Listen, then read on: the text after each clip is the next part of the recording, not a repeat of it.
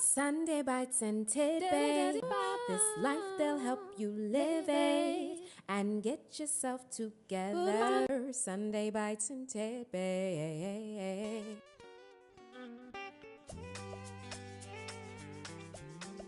Welcome back. If you've seen part one, if you haven't, go back and watch it. This is part two of our ridiculous interview with the Keesha Sharp.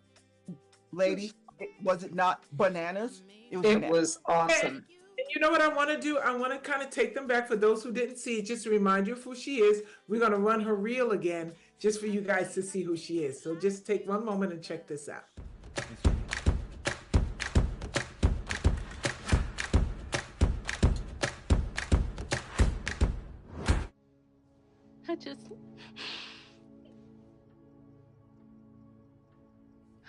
I'm ready to welcome somebody to our table. You made the world your stage.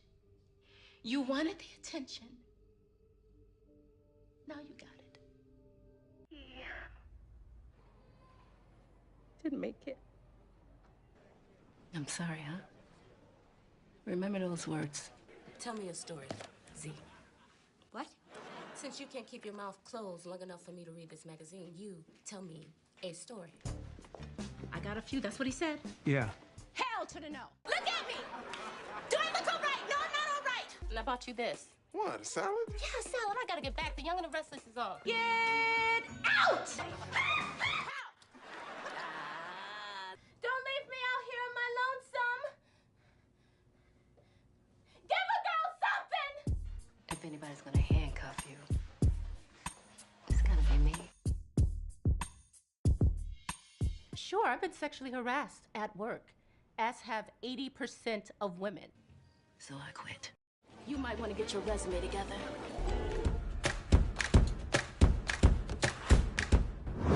We're back. Now you know who she is. And if you really want to know the conversation, go back and watch the episode prior to, and you will know who she is and what we talked about. You know what? I'm going to say this too. I've been thinking about, people always ask you, like, who are you? Who are you? Keesha, what you just saw is what she does. Who she is what she gave in that interview. Who she is actually so supersedes what she does, what she looks like, and all that. Because her heart, her brain, her spirit is just so beautiful. And so now, everybody, get ready. Do you guys have anything you want to chat about real quick before we jump into part two, y'all? How y'all feel? Do you have anything? I'm good. I want to finish hearing the rest of it myself. Yeah, me too. Okay, well, that said, here we go, guys, into part two of our interview with the Keesha Sharp. Wow. I want to move back into the career side. You know, as an actress, director, producer, you started with music, then you kind of pivoted into acting, television acting. I don't always like to ask people how, because now I already understand this question. I mean, to ask this question is kind of a moot point because, you know, when it was going to be about being a Black woman in the industry, but when you are aligned consciously, you're just a woman in the industry. You don't, you know what I mean? We don't kind of go and I'm a Black woman. They're trying to keep me from this and they're trying to keep me from that. What it is that more so I'm just a woman. And, you know, there's so many women fighting for equal pay just in this industry. You know, the whole thing with Taraji that she went through. And of course, that was about being a woman of color. Tell us some of your experiences, some of the best jobs, some of the best experience. Just give us kind of an overview of that. We saw your reel earlier and we got to see some, oh, that's her, that was her, that's right, that was her, that was her. So your first job, why don't we start with that? What was your first job like in that experience in television? When you television job? My first one might have been a soap, like the first one. So, I mean, oh gosh, I'm trying to, it's been a long time. What that stands out most in your mind? Let me say I'll say the one that when I was on this set, I remember thinking, this is where I belong. And that was, I'm going to say this name of this movie, and either it was the smallest little role, but it is the moment I felt this way. It was a movie called Pootie Tang. But I remember being on that set and the feeling, I remember where I was, and the feeling that I had was, oh, this is what I'm supposed to be doing. And it was that film, for whatever reason, I really did feel that way. Because sometimes you're like, well, where am I supposed to? Because I love theater. I'm very much love theater. And I feel like it's like my home where I feel, whatever that feeling is. But I don't know why it was different when I was on a film set. And from that moment on, I started to focus more on television and film. And that's where I feel like that I'm supposed to be, I should say. I'm supposed to be for whatever reason. And the struggles with that, I got to say, it is a struggle. It's the business. And I understand it's a struggle for everybody. I'm not the only one. It's a struggle especially for people of color. Things are changing a bit now. The industry it's bigger now, and we're more inclusive. But we all were starting off in this business, it was like 4 networks, and the pool was really small in terms of what we could do. So it created a world, not for me, but it did create a world in this industry where there was no people helping each other, right? Because it was like one job, I need that job, and whatever that was. I understand that people felt that way, but I've always been one where when I would audition for something and wanted something really bad, and someone else would get it, that blessing was for someone else. I'm not the only one praying for that job, And a lot of times we get, as actors or singers, whatever, in this industry, that somehow that job wasn't mine, and I'm angry. Why did she get it? And all these other things. But for me, it was always like, well, that wasn't meant for me. And Right. she prayed too, and that was her blessing. And so I got along through the business that way. So I never felt competition in a way against other women in the industry. I just always felt, well, what's going to be mine is going to be mine. And I have this story I tell quite often where Lethal Weapon is one of the show I really love doing. I love the show. And I had auditioned for this show in like 3 months, during pilot season, whatever, like February. And I didn't get it. I didn't hear anything, and so it wasn't meant for me. And someone else had gotten, who I actually really love this person, and she got it, and that was great. It wasn't meant for me. And I get a phone call on a Wednesday to say, you got this role, and it didn't make sense to me. I was like, no, someone else had gotten it. And they're like, no, they actually are going to recast it. You start on Friday. And let me tell you what happened prior to that. So let's say, I'm trying to remember the dates. Monday, let's call it Monday because it was close. I had made this decision because I used to be afraid to fly. I mean, I just stayed out of the sky for like 15 long years. And if I would turn down jobs if I had to fly, if I couldn't drive there. And I kept talking about faith with everyone, but I wasn't living it, right? I wasn't living it. And so this clear voice came to me, and it was God saying, you talk about it, but you're not living it. Whoa. And it was so clear for me. It was like this. And I'm telling you, when I say I was afraid to fly, I didn't think I would ever get over it. It was so bad. It was, and if I did fly, which was rare, I would cry the whole time. It was horrible. A wonderful That seatmate. what you say? A wonderful seatmate. No, yeah, exactly. No one wanted to sit next to me. I cried the whole time. It was horrible. And I had made that decision that day, and it was so clear. And it was just like when I heard it, it was like it lifted. I was out of the prison of fear. I got that phone call Wednesday, started on Friday. And again, if you know this industry, it doesn't make sense. I didn't have to test for it. I didn't have to do a chemistry read for it. I started on that Friday. None of it makes sense but God, right? I had made a decision that this fear was not going to be something, I was going to have faith. I would not have been able to do this job had I been afraid to fly. All these blessings started to be released for me. Nice. I did another film that I had to fly for with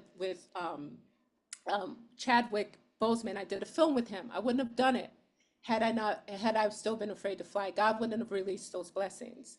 So for me, it was like when things were meant to happen, they would happen. And it would make sense. I'll do my job. I'll go and audition. I'll do what I need to do. But once I get out of that room and I've done what I needed to do, I have to let it go. I'm prepared. I know what I'm doing. I go in, I do my job. The only time that it would not be that way is if I felt I didn't do well, which was rare because I wanted to be super prepared. But if I didn't do well, then I can blame it on I didn't do well. But when you walk out that room, it's like, God, you did your job. If you didn't get it, you're not supposed to get it. It's not meant for you. It's meant for somebody else. And so that has been my mantra for this industry, which is why I still have a smile on my face because if I was I know people that it's not their way and they're like very bitter people and all the things. And yeah, so as an actress, I love what I do. I in terms of navigating this business, that's how I navigated as an actor. And as a director, um, I don't know. I mean, I've had to turn down a lot of jobs because I'm still want to figure out how do I balance both being an actor and a director, and that's still something I'm working on. But I do. I love directing. I love it. Yeah. Me too. Wow. Nice. Yeah, but I just So want to say listen, again. you are such an icon, okay, in the industry. Now there are a lot of up and coming actors and actresses. Yes. What kind of advice would you give them? Be the best actor you can be. Do the job, do the work, right? Learn whatever. If that means getting into classes, if that means watching a lot of content, because not everyone. I always feel like it doesn't mean you have to be in class. Like it, I'm not a believer in that. Some people do want to, and I think that's great. There's other ways of learning, whether you're studying the movies and studying particular actors. I think treating the art with respect is important to me, right? So know what you want to do. Just don't say, I want to be an actor or I want to be a director, but don't do the work. But I also think it's super important to understand what this industry is, that it doesn't dictate whether or not you're great at what you do, right? Because you can be the greatest actors. We might not meet the greatest actors or the greatest musicians or the greatest directors because they didn't get the shot. So you have to understand that you may not get the shot. So you gotta love it.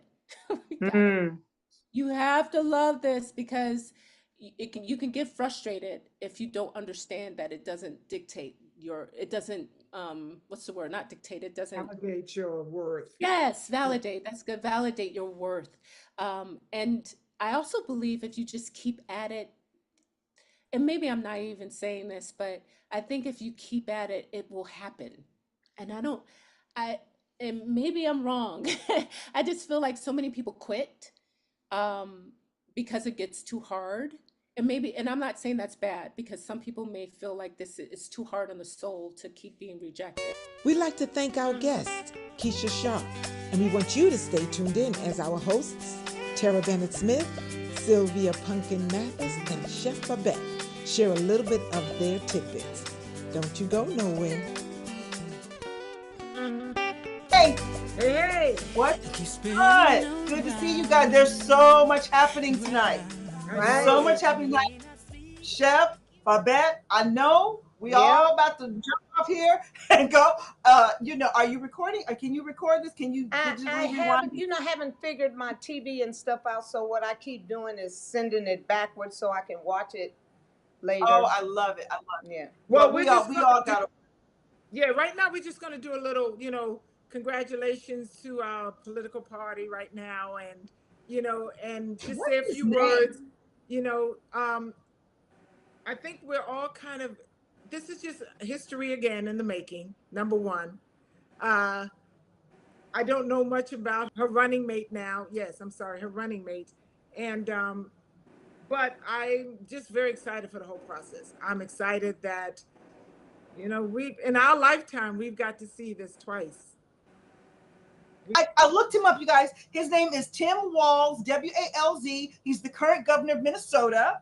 And he's a strong candidate because his experience as governor and congressman preparing for the role. Midwesterners like him because he's in Minnesota. We know he's a lighter hued fellow. He's a white guy, which is interesting. And really, that's kind of right now. That's kind of what we know.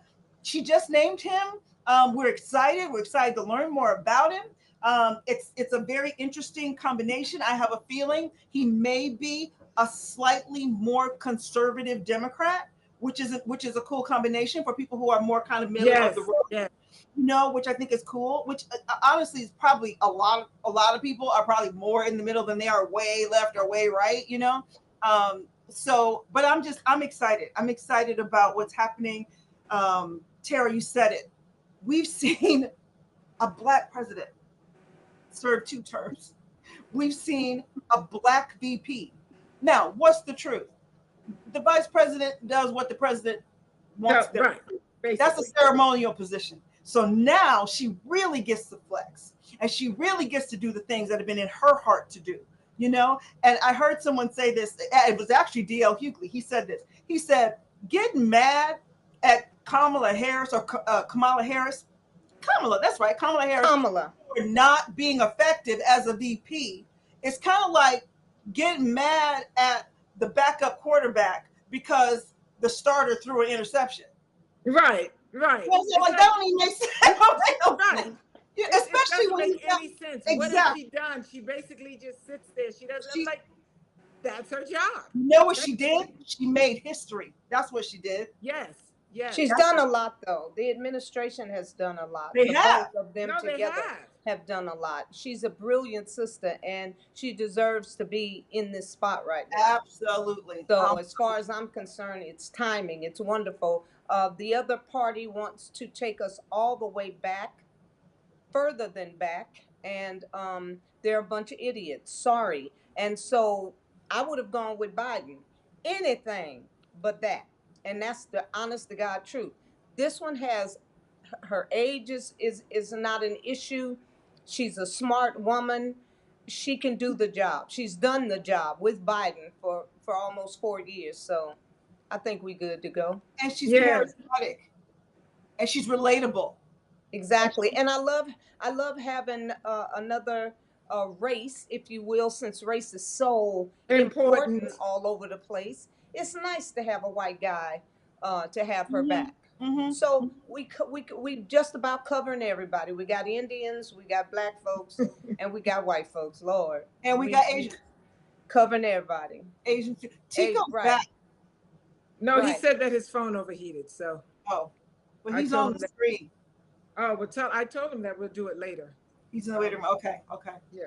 I love what you said though, Babette. You know, we're checking a lot of boxes, right? We're checking because this is not a country of one thing. It's exactly. And so it's and I think she needed to really know that this person was going to have her back and not want to push her out. Right. Yeah. And only she could make that decision. He's also of an age that after her second term, he's still be young. He was going to be 92 years old. Right. You know what I mean? He's not going to be 92. And but but you know what? I'm going to go ahead and say this. I do think that the issue with President Biden has less to do with his physical age than it had to do with whatever maybe neurologically that he's struggling with. And that's what they were saying, though. That's what they were saying. But Biden is sharp. Biden is sharp as hell. He just elderly. Period. Done. Elderly. Done. I don't know, but I wonder though, because there's so many people his age who are just firing on all cylinders. Yeah, but everybody ain't the same. Everybody's not the same. And the level of pressure in a particular job can be very different. Exactly. And most people, it's nothing like trying to run a company when you're in the country when you're in your 80s, as opposed to doing the same job as CEO. Look at Obama, how he aged just 8 years. I mean, I don't see that at all. I just see I'm just saying every single person that becomes president, they age quickly, even if it's just aesthetically. I'm not talking about Obama got old. I'm not saying that. He looks totally different than he did when he ran for president. Yeah, let me ask you this though. Could it also be that you get to a certain age, like when you're in your 40s, you look a certain way. By the time you hit your 50s and out, you age up a little bit. No, I'm just talking about paying attention to presidents. I'm talking about the history of our country and presidents. Every president that I've been old enough to pay attention to, they always age fast when they're in that job. There's a whole it's stressful. There's a whole pictorial of the before and after the inauguration. Exactly. And even if it's only one term, but again, we've had But we've had some presidents. We've had Ronald Reagan. We've had Bush 1, who were older folk. And I guess all I'm trying to say, you guys, is okay. So age is part of the conversation, but I'm just not excited about the ageism thing and writing people off because they're over 50. Like, I don't love that. So guess what? You got a bunch of people. Listen, I made a post today. I made a flyer. You guys can go see it later. You'd be amazed at the number of people that believe something different when it's all in the news, that exactly what's been going on is going on, and you someplace in outer space. We have a country full of people that think they know what's going on and they don't. Right. So, I mean, we need somebody strong. We got to have somebody strong that can handle this. Because if you weak, if you stumble, like Joe Biden on that debate, Joe Biden really did not need to do nothing else but go to sleep. Well, Because he did not look like he was strong enough to run. He lying. It's like, Joe, really? But to be fair, the man did have the flu. No, it's not. And to be fair, he traveled from country to country. Right. And they had the debate at 9:00 at night. Right. But that doesn't matter. You're running for president. The leader of this country. But see, near the world. When I hear you say that, like, I'm not disagreeing with you at all, but he also has a team. So it makes me wonder, what were they doing? Why didn't they just say Joe? They should have never accepted a debate. Exactly. Well, that's what she's saying at that time. What I'm saying. Like, where was the team? Like, Joe, you don't feel good. You already tired. They've been dogging you in the press. Wait till tomorrow or next week. I mean, guess what? I'm backing out of elections out of. But Sylvia, sometimes in our country, sometimes in life, you don't have till tomorrow. Yeah, but sometimes you ain't got till tomorrow. That's true. I listen. I'm not disagreeing with you. I'm just saying. I think the better decision was to grab the youthful person by your side and say, "We got this. Go on, do that. Go on and do that." Not disagreeing with you at all. Oh, I don't think you are. I'm just. The only thing I'm saying is we have a tendency to take what we see in the press, not us, because we know better. But generally speaking, and y'all chime in. Just run with it. And we just run with it, and we take all these edited photos and these AI versions of what really happened and all of that. We don't actually know. And what I find very interesting, and Babette, tell me what you think about this too, and both of y'all. And hey, you guys, chime in when you as you're watching this episode, when you see this episode. He's awfully quiet right now. And I think it's interesting because now that he doesn't have the added stress trying to get reelected, he's busy running the country. He running the country now. He busy right now. He busy as hell. He just brought all those people home that were locked up in Russia. He making deals all over the place. Israel, the mess they having going on with Iran, all that stuff. He got to deal with all that. He's still dealing with Ukraine. He still got to run this country, and that's what he went back to do. And running the country and running for office and that's a lot of excess stuff. And that's but y'all okay with him? Y'all okay with his old self continuing to run the country for the next year or so, so many months? But he was too old to run for president again. Come on now. Again, that's pressure, though. I mean, the pressure of another 4 years, the pressure of the way they destroy people in these elections, the stuff they're going after for Kamala, that ain't got nothing to do with being president. That's just so ignorant. That's just being ugly, Just ugly and ignorant, and it says a lot about the mentality of the governance of the United States, the most the biggest, best country on the planet. Really, when y'all talking about her name pronounced Kamala, is she black? She just want to be black. That's ignorant.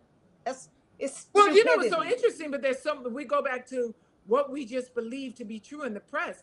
There's so many people of black people who were saying that same thing. She wasn't black last month. She was this last month, and then she was this, and they don't even know the facts. It's like, do your research before you. But they do that with everything, So it's everything that they do that, not just the president.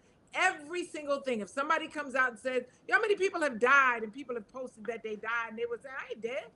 It's just we just jump on bandwagons. Because people are always looking for the worst in situations. They're always looking to jump on the bandwagon of the worst situation. Yeah, Biles and her edges. That's what we fixated on. She got 95 gold medals. What's the GOAT? She the GOAT, and you worried about her damn edges. She got curly hair. And But even if she didn't, she has edges. So what? She's what does that sweating. have to do with anything? I What mean, does it have to do with you know what? anything? And that's what we do here, though. We talk about it. We talk about it. We go back and forth. But at the end of the day, the three of us are a triangulation of love and of wholeness and of mindfulness and of wellness, and we can put out into the world. I said it at some point earlier today. When we're walking around in the world, all we're doing is participating in what is. Mm-hmm. Talking about right now, what we find in the press all the time is just regurgitating what is. What we do here, you guys, and what we want to help, we want to invite you to be a part of is this reality, not just this idea of empowering what you want rather than energizing what you have. What you have, right. What you have doesn't align with what you want, whether it's at home or in the country or in the world. That's right. As Babette says all the time, we're all connected. We're all connected. So when you love, it bounces off of me. It bounces off of you. And know? so with that said, we want to thank you all for, this is a tidbit time where we do a little 15-minute tidbit, and we just shared our tidbit for the day. So please enjoy. We'll see you on the next episode of Sunday Bites and Tidbits. Make sure you follow all of us. Go and be prepared to vote. What are you doing? I'm excited because I want to say, remember, can't nobody do you better than you. Okay, and go ahead, Sylvia. I just said it. We said Can't nobody do you better than you. Come on. Can't nobody do you better than you. And can't remember, nobody do you better than you. Can't nobody do you better than you, baby. Oh, it's the Nobody. sexy braids. That's what it is. Nobody. He just said, Nobody. can't nobody. Nobody.